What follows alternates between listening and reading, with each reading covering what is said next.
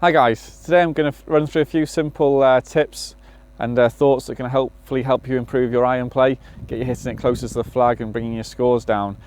There's a few things that hold people back from decent iron play. You'll often hear people saying they've hit the ball brilliant on the range. When they go on the golf course, you know, it's completely different shots they see. And one of the biggest reasons for that is when they're on the driving range, you're practicing and you line naturally up to the square mat. So you're always hitting from a square position with good alignments. When you go on the golf course, there's nothing to help us from the fairway.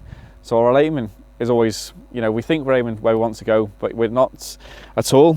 So a great way to check how you're getting on with your alignment, see if that's the cause of your pushes, your pulls, or just your general bad shots, is you should set up a few times as if you're going to hit a shot to the flag or wherever you're trying to go.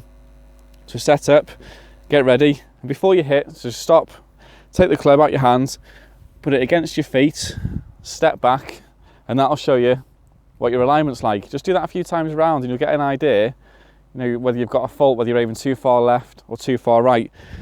Because what people don't realise, say we're aiming for a flag and we're 20 yards to the left, we don't realise it. Well, in our swing, we'll compensate to try and find target. That's where the miss strikes and the pushes or pulls. I play with a lot of golfers that will hit a great shot exactly where they're aiming. They think they've hit a poor shot, but they've hit it where they're aiming and it's 20 yards offline, and it's simply down to poor alignment.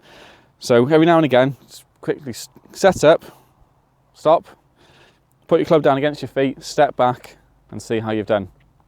Okay, next one is ball position and understanding where it should be for different irons. Again, people generally play the ball in one spot. That's not going to give you consistent results. So I'm just going to talk you through ball position quickly. Hopefully you can see the ball in the camera there. So I've got an 8 iron in my hands here. So ideally I want that ball position just fractionally ahead of centre. So I'm going to work you through how my clubs work now. So this is an 8 iron, just a fraction ahead of centre. If I'm going up to 7-6 all the way to driver now, the ball position changes ever so slightly. It doesn't change from there for an 8 iron, there for a 7. It's small little changes. So this would be my 8 iron. Then if you can watch, 7 iron, 6 iron, 5, 4, 3. So very small amounts it changes each time. There's a simple way to get good ball position and consistent ball position, again, as that relates to how we practice.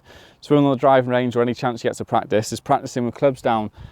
No matter what, you'll always see the pros, first thing they pull out a bag when they get to the range is an alignment rod or an extra club. And what they'll do is they'll put one for their feet like this, and then one for their ball position. So they make a little cross. So every time I hit a golf ball, I put it opposite this one on the floor.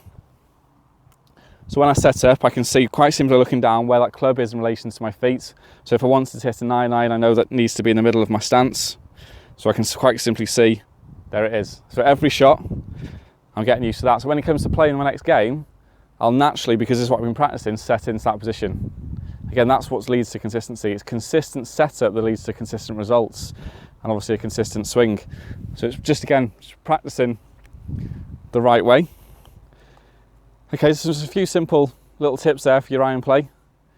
Give those a go, and again, just practice perfectly. That's what makes you better. It's not practice makes perfect, that just makes permanent. It's perfect practice that makes perfect. Okay, let me know how you get on.